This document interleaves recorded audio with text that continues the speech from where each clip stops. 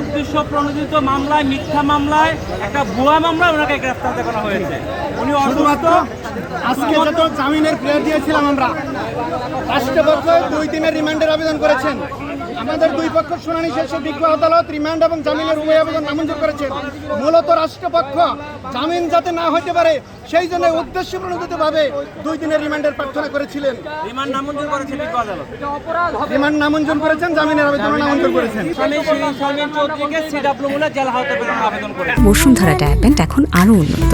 এই hot air throw top sheet দ্রুত শোষণ করে সোনামণিকে দেয় কোমল অনুভূতি। আমরা রিমান্ড বাতিল পূর্বক জামিনের আবেদন করেছিলাম। বিজ্ঞ আদালত শুনানি অন্তে সন্তুষ্ট হয়ে জামিনের আবেদন নামঞ্জুর করেছেন, রিমান্ডও নামঞ্জুর করেছেন। এখন রিমান্ড বাতিল হয়েছে। লালবাগের একটা মামলা দেখানো হয়েছে, এটা ভুয়া মামলা, ফেব্রিকেটেড মামলা। 19 জুলাইয়ের ঘটনাকে দেখে লাহোর থানায় একটি মামলা হয়। ওনার বিরুদ্ধে মামলায় তাকে গ্রেপ্তার দেখিয়ে বিজ্ঞ আদালতে 2 দিনের রিমান্ডের আবেদন সহ প্রেরণ করেছেন। আমরা আসামি পক্ষের রিমান্ডের আবেদন বাতিলপূর্বক জামিনের আবেদন করেছি। বিজ্ঞ আদালত উভয় পক্ষের শুনানি অন্তে রিমান্ড এবং জামিনের উভয় আবেদন নামঞ্জুর করেছেন।